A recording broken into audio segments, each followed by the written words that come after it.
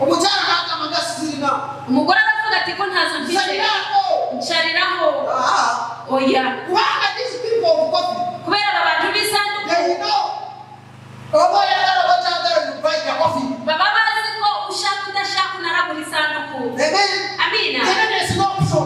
Bazi ko nta gandi cyangwa to say what she have. none umugore avugiza afite. I'm sure to buy the coffee. None hagura isanduku. Now the priest came. Abatambyi baraza. To do the service. Kuza The program. gukora amateraniro. The community. Abantu. They have to buy to beans, bottle, herbs and so on. Bagombaga kugura ibishimbo, ubuhunga n'ibindi byose. Now like from our prayers. Ko kuva iwacu. When someone dies. Iyo umuntu yapfuye. It is a real matter. Ni imbaga ye. They have to cut a bull or a what? Ni itegeko ko bagomba gusharika. Because they eat was if there is someone, there is a wedding. None abantu bakarya nkaho wagira ngo hari ubukwe bwo kugatwa. But here this is different. Ariko ino ndi kubona bitandukanye. Here there is no eating, there is no this, no. Ino nta kurya bibagaho. But at our prayers.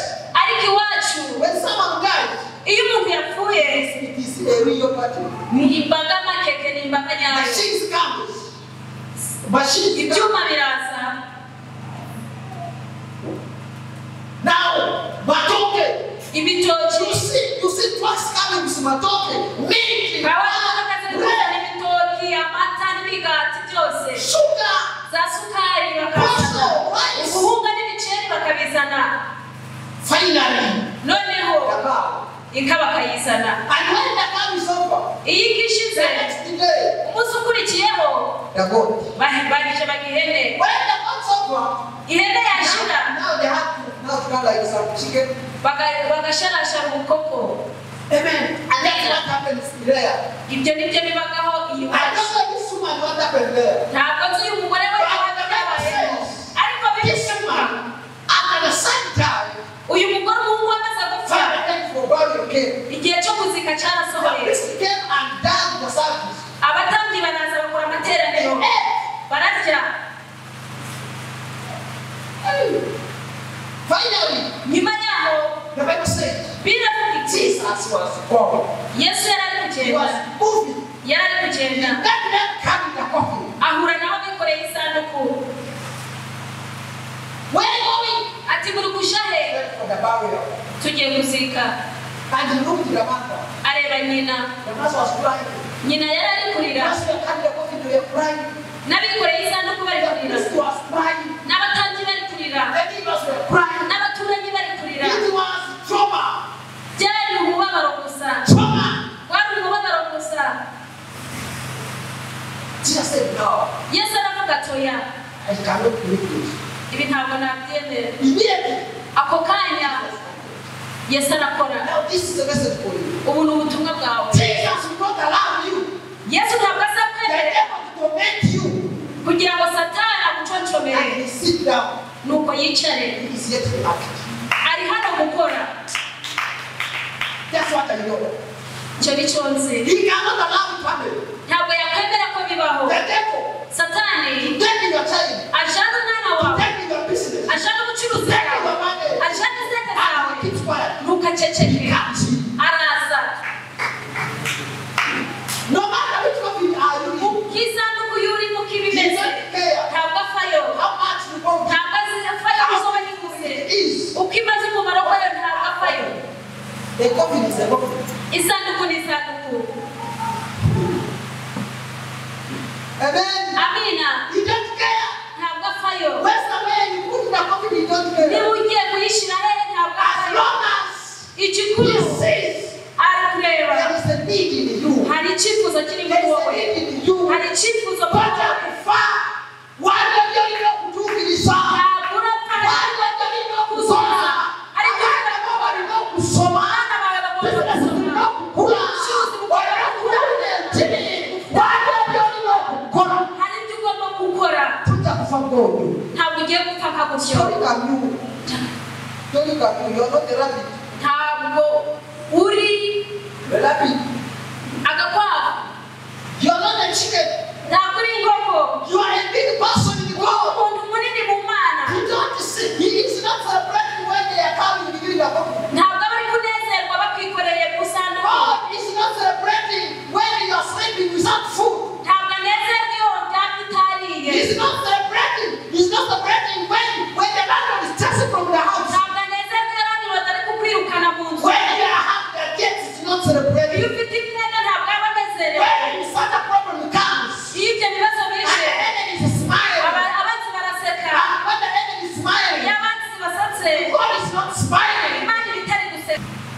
tojja kufa.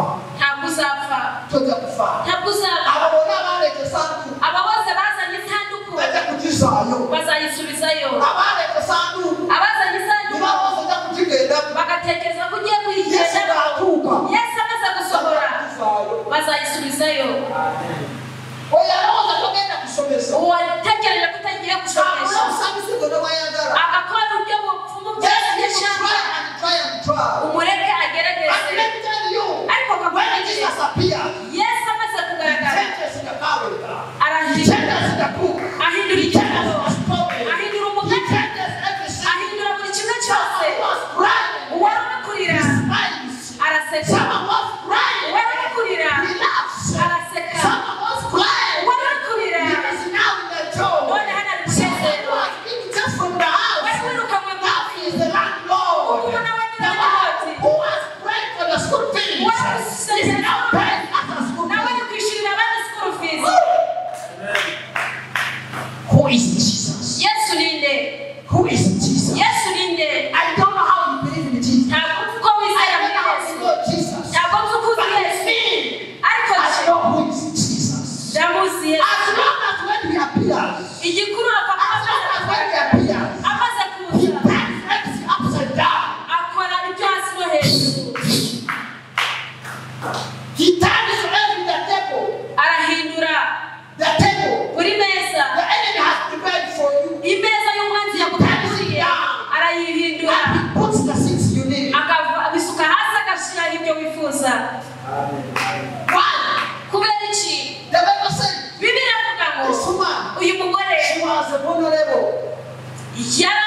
ntacyo yari afite yari She was umukene vulnerable. yari umukene As you are vulnerable, kuko nawe umeze Jesus looked at her. yesu And yaramurebye enough is enough. aravuga ngo I birahagije have power. mfite imbaraga I have power mfite imbaraga over death. hejuru Over y'urupfu death. hejuru When y'urupfu he came in, amaze kuza he said, yaravuze ati stop your coffin. muhagarike iyo sanduku Nagabo yagala ki? baravuga ngo ushaka iki Yafude. yapfuye Ubwo bwakuzika. ugwacu ni ukuzika Reba abafiriro. abari abazika Bari baba wadesente. ab'amasanduku bari babaye izente Wabetse sanduku. Wende yakandi the coffin. bikoreye isanduku Wabalaba batwara isanduku balinga bazina amazina. urareba bayikoreye isanduku bameze nk'abari kubyina Abalala bakaba naye bati bafaayo. abandi bari kurira ariko Babasasuke. kubera ko Kati babashashuye batwara omwana. none ubu bari kujana umwana Yesu n'agamba yesu aravuga ati zabasaze zabashaze mujya kumusiika. ntabwo muramuzika Kino musiisa abawera. iki ngiki noneho abo mushyitse barahagije If you have been paid niba mwashashuwe through this burial, kuri ubu for this burial, noneho kuri it is ubu lost. ni rozi mukoze Stop. muhagarare The man was strengthened. They never knew Jesus.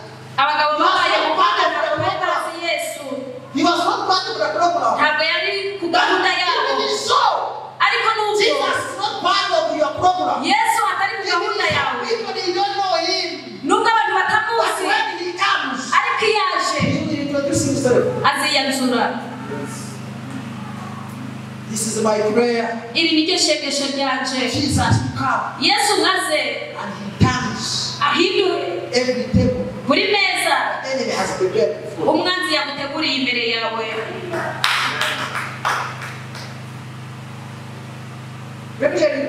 reka mbabwire Let me use an example. kanbahe cyo kureberaho kino I remember ndibuka I was in my office. nari ndi mu ofisi yanje A certain guy, umukobwa umwe a certain lady, umugore umwe she called me. arampamagara Number. Pastor, ati pasita genda kufa. ngiye gupfa Pastor, genda kufa. ati pasita ngiye gupfa Nitakuja kutoka. mfiteho igihe gitoya Kama anaga genda kufa. ndamubaza nti ninde ukubwiye ngo ngiye gupfa Even the doctors have told me. ngo n'abasaho babimbwiye ko ngiye Everybody gupfa are telling I'm going to die. n'abantu bari kubibwira ko ngiye You gupfa are not dying. ndamubwira ntabwo ngiye gupfa Pastor, I'm dying. ati pasita ngiye gupfa I'm dying, Pastor.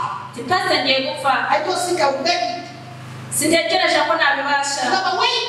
ndamubwira tegereza When you die, wait me. utarapfa ntegereza At least you die when I have come. hachi uve I drove my car. vuga imodoka I yaje spoke to Pastor Milton. mvugana na Pastor Milton Someone is dying. hatari umuntu uri gupfa And let us go to see how she's going to die. none ngwino tuje kureba uko agiye gupfa I was there. tugerayo I know how to die. ndamubwira nti ni wowe ugiye gupfa ate Crying was crying, weeping. yarari kurira I touched her. gufataho I said, you are not dying. ndamubwira ntabwo ugiye You gupfa will live. uzabaho You will live. uzabaho You are not going to die. ntabwo ugiye The gupfa Bible has said so. nubwo babivuze Me, I come with the word of God. naje n'ijambo You are not ry'Imana going to die. ntabwo ugiye In the gupfa name of Jesus. mu izina rya You are Yesu going to live. ugiye kubaho Bifuruma. ndasohoka Nurale rumurabu. na n'ubu ngubu ni muzima What are you talking about? n'icyo uri kuvuga Let the devil speak what they can speak. reka abasaho bavuga ibyo bashaka But Jesus has another message. ariko Yesu afite ubundi You are butumwa not going to die. ntabwo ugiye Even gupfa though you are in the coffin, nubwo uri munsi and it's y'inzu when they are carrying the coffin, nubwo bakorera it iyo is shaka when the grave is there. nubwo You will muramukorera not be in the grave. nubwo You icyo are going to live.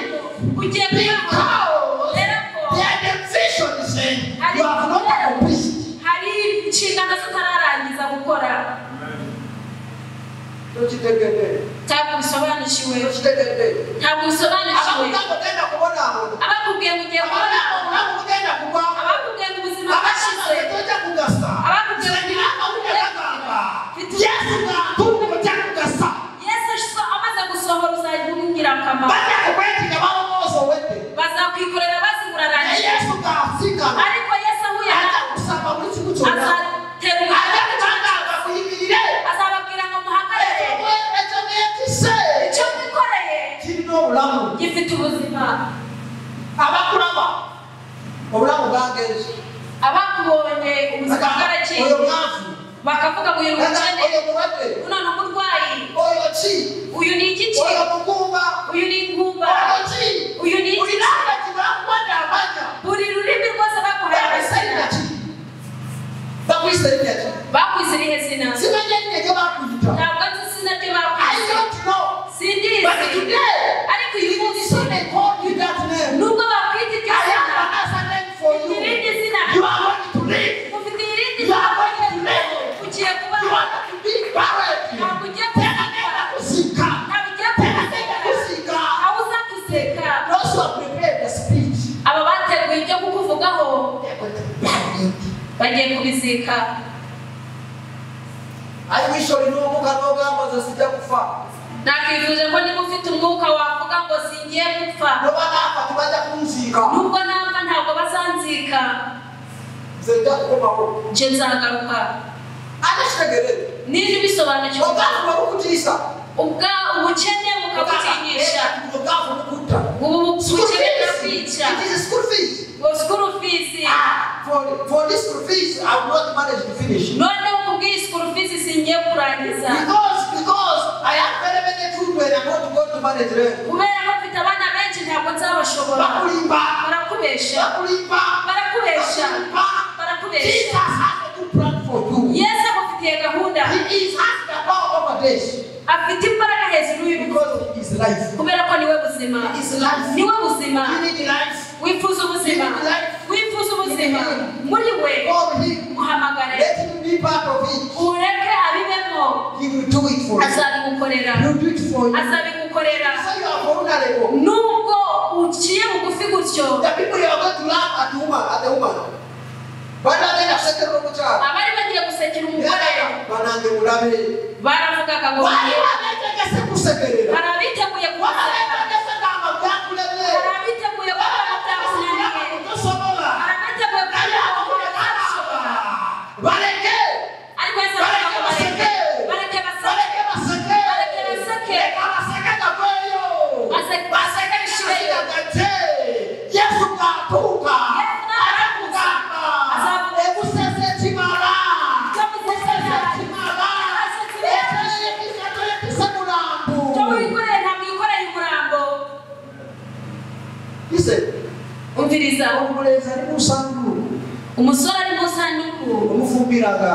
umufumbira aravuga ati Yali ku munyenga. ngo yari ari ku munyenga abakwetise abakoreye umufu bazatekereza ku mupfu bajya gusanga bari ku munyenga bazasanga ubwo bari kuguhereza umunyenga bari basukira amayinja bari kugutera amabuye bakaba fa garama yinja gari amabuye kumbe gokozesa gukora ki okubala kugenda ku musozi gari amabuye ni kuzakoresha kuririra aho kugenda mu musozi Ochana did you know warubizi ko you shall come from the timber waruzi ko tuzava mu mbaho did you know warubizi it was very hard byari bikomeye it was like advising a sheep to give birth to a cow nikaho wakagiriye inama intama ibyare inyana y'inka but kubwa Yesu ariko kubwa Yesu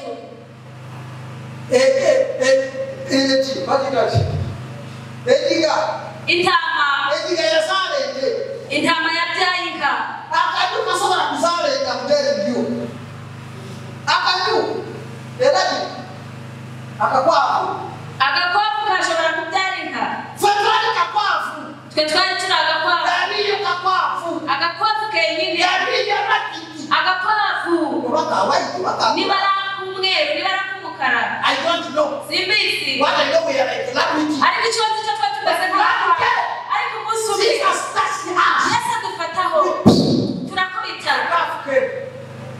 tuzara ekafu tubyara inyana this is a calf ni inyana and we are almost to give birth to people kandi turi hafi kubyara n'abantu turi hafi kubyara batatu amen you are going to give people ugiye kubyara batatu blessing imigisha itatu blessing imigisha itatu blessing imigisha itatu mu izina rya Yesu whoever is past you whoever is intimidate you when Jesus comes Yesu amaze bazicuza kubera icyo ndacumva reka mbabwire buri munsi ndababwira aka gasozi as long as utari wano igikuru ndacyahumeka mudatekereza aho ndagenda ndatekereza aho nzagenda nubwo wategura speech yawe iyanjye ntawe uzayisoma iyanjye uzavuga speech yanjye ngo yari ari pastor wanje ngo yaramfashije yaramburiye ukarira iyanjye ntawe uzayisoma speech izufite iyanjye ikuremo zina ry'Imana zina ry'Imana ubuzima ndabuvuga ubuzima bw'Imana nawe ubuzima bw'Imana vuga uti je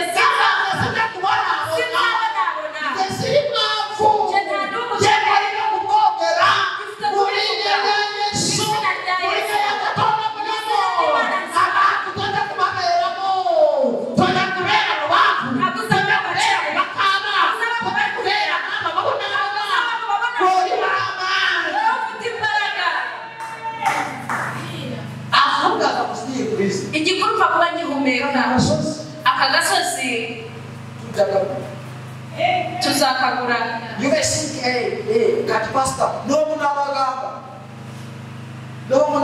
nubwo mwababwira ngo pesa yanze ngasabagura ntabwo nibo banzanye hano nibo batuzanye Yesu yaduhaye hano azatwongera n'ahandi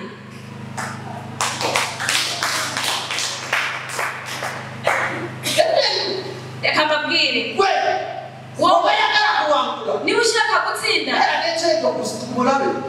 nawe ugira agasuzuguro ku mwanzi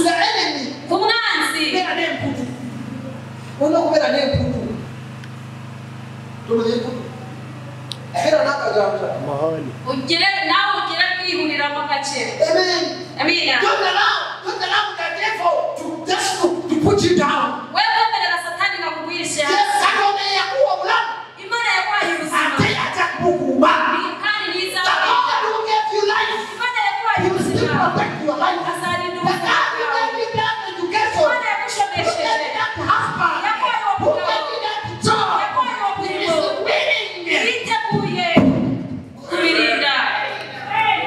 kibakutiza. bekugutinyisha Nobody should despise you. ntawugomba Nobody will kugusura have to scare you. ntawufite If kugutinyisha you say you are the coffin, nubwo waba uri I umusaza can be the coffin today. naba ndi musaza I can be the coffin in 1 hour. naba ndi musaza isaha You imwe give the speech. ukavuga You do ibyawe all the services.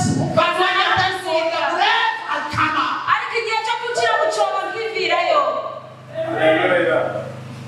They're going to sing, I know. icyiza ndabizi The coffin doesn't have the padlock. isanduku ntabwo igiraga ingufuro No. ntayo Get it now. ntayo Get it now. ntayigira Let me go with you. bapfaga gupfundikiraho You carry me. uzayikorera When you meet on the grave, nugera ku cyobo expect you are not put me in. bazatekereza ko bagiye gushyiramo mu nda Jikube. kubita umugere Come on. nigarukire mu mbaraga Amina. amina Woka mayibaza. imana ishimwe Don't fear what is scaring you. we gutinya ibigutinyisha Don't scare yourself. reka kwitinya Even if I am there, nubwo I niyo can be there today. naba ndi Oh, umuyobozi tomorrow. ntabwo I ejo can be poor today. naba ndi I umukene can be wese poor tomorrow. ntabwo ndi But umukene ejo another week, ariko ikindi another cyumwe week, ikindi I can be cyumwe a rich man. naba ndi umugabo I can be a barren today. naba nzi ko uyu But munsi today, ariko uyu munsi tomorrow, umunsi w'ejo next week, I have children. kaba mfite The abana Bible says, bibiri Hannah, she was barren. She yari never had mama a child. nta mwana yari But afite one day, ariko umunsi she umwe had a child. yagize umwana No. aguma yabyaye benshi Nawe mugamba. nawe What you are ndababwira passing through today, ibyo guca mu it is today or n'uyu munsi tomorrow. ntabwo But ejo the next time, ariko the igihe next hours, isaha the next izakurikiraho hours, amasaha the life is azakurikiraho changing. ibintu The bizahinduka life is changing. ubuzima The buzahinduka life is changing. ubuzima buri The life is coming to you. The bazakwikorera life is coming to you. bazakwikorera But in the next hours, ariko mu yandi you masaha can be working for yourself. uzaba uri kwitambuza Kati woyita kutawo. wanyura mu cyaro Nagambe. bavuge ngo Yaya oyafano. uyu yapfuyeho God carried him for the burial. nje naramwikoreye tugiye So what kumusika happened?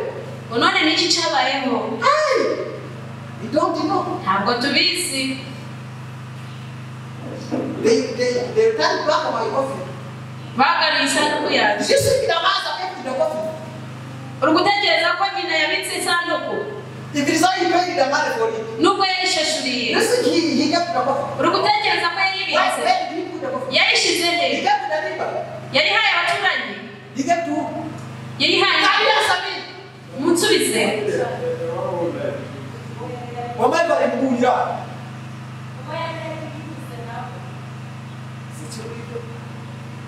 Yogera ngari n'omuka nawe. Yogera ngo amawulire. Aha. Yakusaba sente mugize sente. Nawe mugamba. Nawe nakubwira. When Jesus comes. Yesu When aje he touches you. akufasheho Eyakireta. uwo wayizanye Eyakireta. wayizanye Eyaleta okwavuwala. wazanye ubwo bugeni Oyagamba ojja kufa. wavuze ngo uzapfa Owowe. bizagarukiwe bizamugarukire Yoga pasa ate obizaayo. wewe ngo pasa kandi ukubisubizayo Yotaki mpaka lea. Is me. Since the one who called it. So when you speak, I will die. none uvuze ngo So nzapfa when I don't die. none ntapfuye So what do we do? Where did this go? tuzakora iki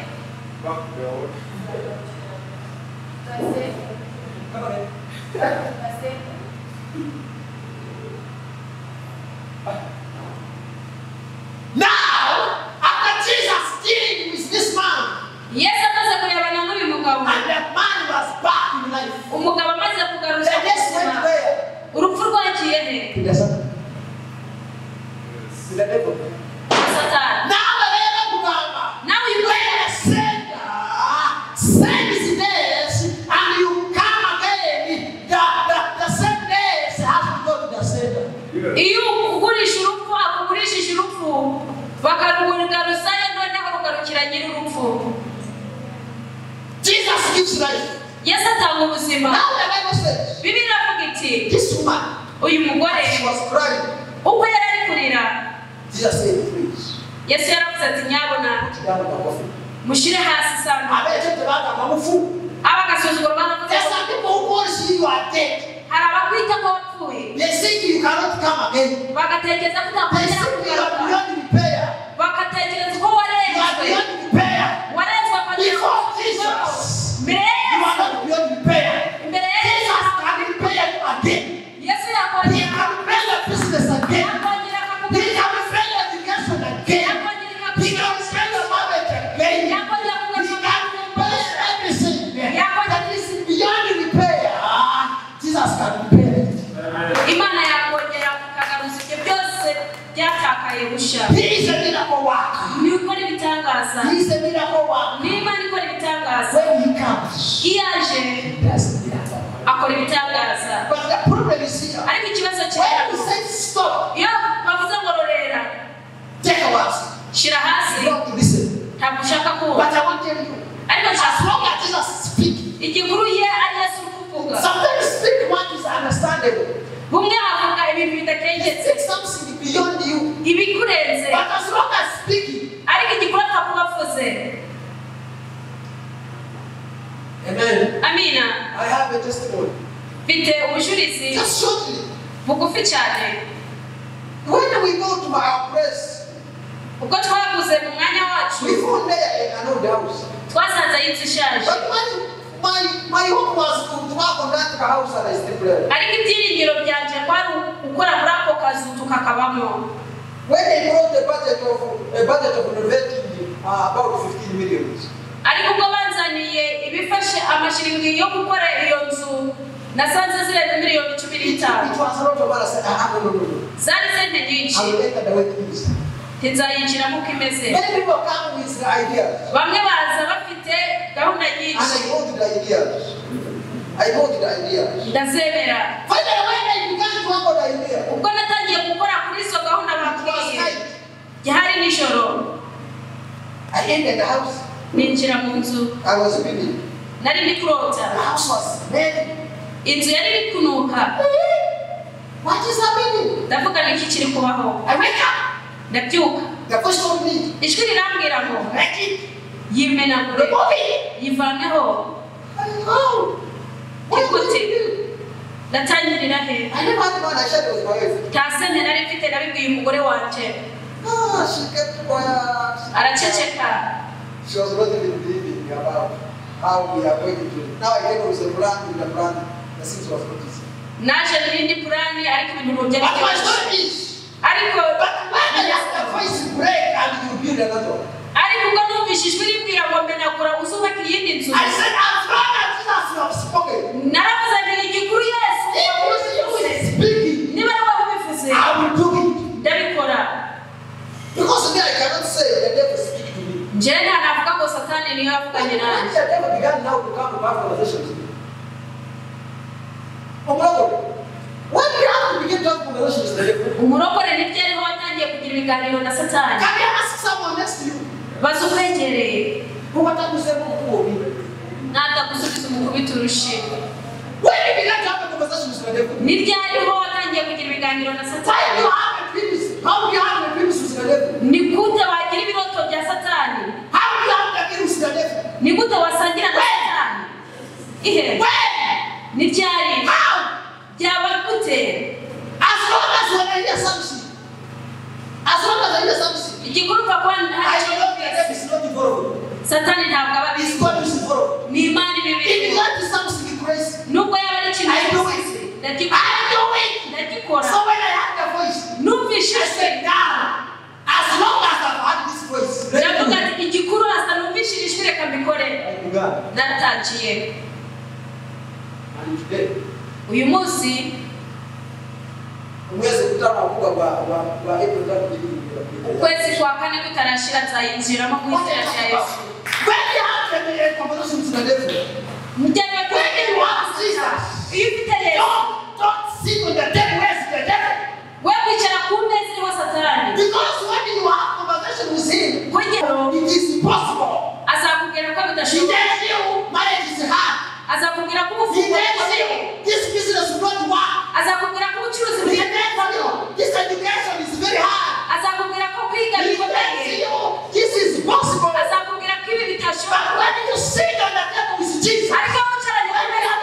conversation with him. yuganire He nawe tells you it is possible. arakubwira ati birashoboka. Amen. Amina. What you reading? Muracyumvise? We're in that conversation with Jesus. Niba ugira ikiganiro na Yesu, ufite ikiganiro nawe, The kisa. weho wizeye Message comes is God. buri butumwa buje ni Imana. What you reading? So, Noneho always follow the instructions. uhore ukurikiza amategeko akubwiye. Icyo akubwiye ukore. Ariko ikibazo kiriho, ufite ibiganiro byinshi kuva ku bantu badakwiriye. And you fail to have the correct one. Noneho ukananirwa guhitamo igishyitse n'ikihe. But now the time you believe more the conversation with the devil than the conversation with Jesus. Ikibazo ni ukwizera ibiganiro wagiranye na Satani gusumba ibyo wagiranye na Yesu. Kubera iki wizerera muri Satani? Kubera iki wizera icyo kigambo ngo nzananirwa? Kubera iki utakwizerera ku kigambo cyo kuvuga ngo nzabishobora? Kubera iki wizera ngo uri umupfu? Kubera iki utavuga ngo njye ntabwo ndi umupfu? I'm speaking someone here. Hariho ndi kuvugana nawe. I'm speaking someone here. Kubera iki uvuga ngo njye sinzashobora? Kubera iki uvuga ngo amago kameze kagananiye? Ubucuruzi yende bwo burananiye. Njyewe mu bwonko bwaje nta kigambo cyo kuvuga ngo sinabishobora kirimo. Naravuze uyu mwaka nikitegeko I don't want to trust anybody. ntabwo nshaka kwirukana umuntu uwo ari we wese. Because in this house there's no demon. Kubera ko muri rusengero nta Satani, In my house there's no demon. mu nzu yanjye nta dayimoni irimo. So why do I trust the demon? Kubera iki nirukana Satani? Because I honor myself, it is not there. Now believe on your sacredness, it is not there. Nawe wizere ko iwawe nta Jesus kirimo. your sacredness, God only. Umenye ko muri wowe ari Imana gusa. There's the Jesus only. Harimo Yesu gusa. There's the Jesus only. Harimo Yesu You are gusa. sacred. Believe. Izere. When you believe. Ni wizere ibintu bizaba. Murabikenze. Don't just say better. Wabugize kwiyegereza. Say, God has said, everywhere I can move stand.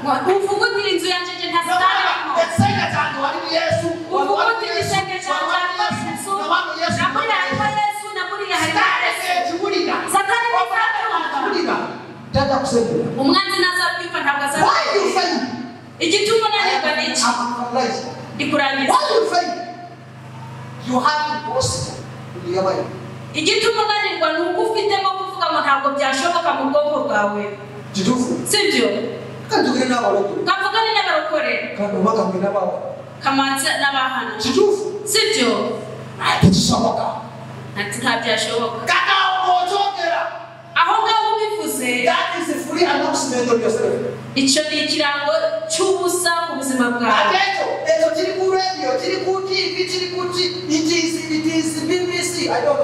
Niba ari ku radio, niba ari ku television, niba ari ku BBC, ubugishije ku isi yose. Iyo uvuze ngo sinabishobora kiba kitoroshye isi yose. Ariko iyo uvuze ngo nzabishobora,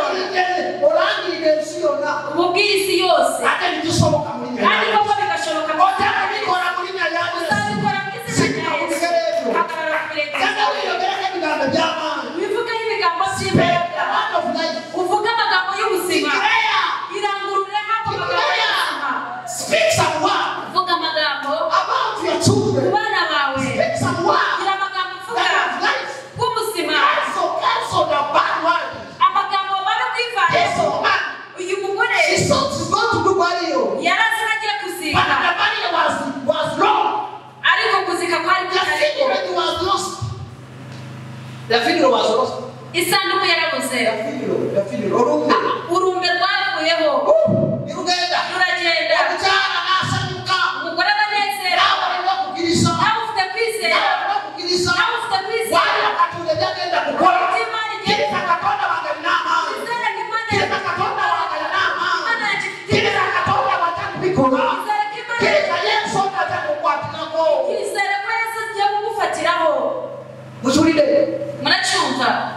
Kachogere ko. kakivuge gahoro. Yesu akenda kukwakiraho. Yesu agiye kugufatiraho. Urabiyingiramo. Amaze kubyinjiramo. Abetise sanduku. Abikoreye isanduku. Nabo bajya guseka. Nabo bazaseka. Bakaba zibizikira abantu. Bavuge ngo iki ntabwo cyacamo. Uwo munsi baravuze bati uyu mugabo ni umuhanuzi. He's a prophet. Ni umuhanuzi. When Jesus changes your story. Yesu ahinduye umugani wawe. Yes. Baravuga ngo he is real. Nibyo. This is not about religion. Ibi ntabwo ari iby'amadini. It's not about religion. Itangaza ntabwo ari iby'amadini. Nshaka ubuzima bwawe buvane mu rudini. Igitangaza cyawe kivane mu rudini. Igitangaza ni icy'aho umuntu na Yesu. Ntabwo ari iby'abarokore. Ntabwo ari iby'abakristo. Ntabwo ari iby'abasilamu. Ibi ngibi ni iby'aho n'ubuzima bwawe. Ni wowe ukwishyura. Ni wowe ukukira. Uyu munsi nshaka ndahanura. Buri bimera bwose. Ubuzima bwose. Ndabona kugushyira hasi. Izina rya Yesu. Ndavuga ubone ubuzima. Gihendisha. Ndarangurura.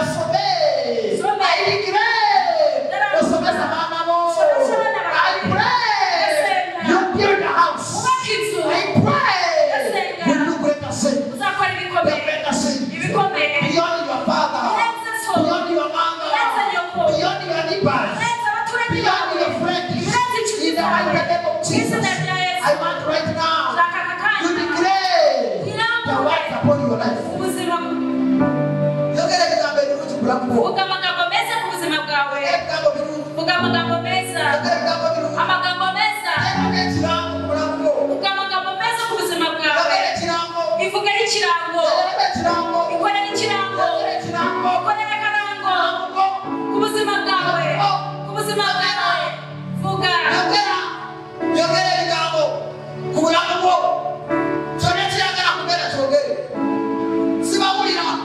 Icyo ushaka cyose kivuge. Kivuga nk'umurokore. Abarokore ntabwo baceceka bavuga cyane. Bavuga cyane. Kandi kuba. Bavuga kikuba. Bavuga kikuba. Mwiruka kunyara. Kandi ubonye umwana.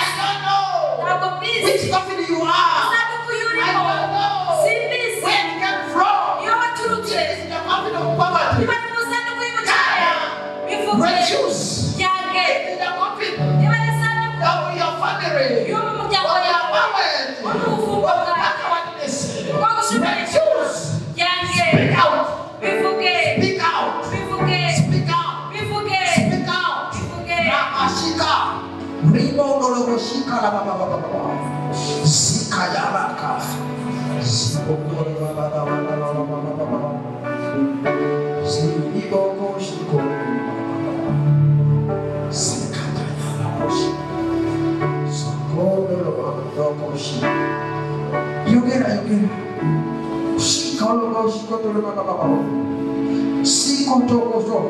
Speak, speak, speak.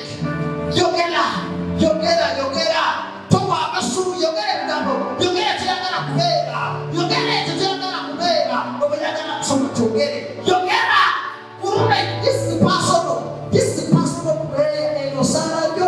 Enosanyo. This is your prayer. This is your prayer. This is your prayer. This is your prayer that's going to change your life.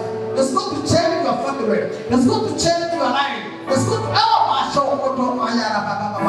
business yagana kukola kyogere. Oba yagana kukola business. Oba yagana kutambula mawanga.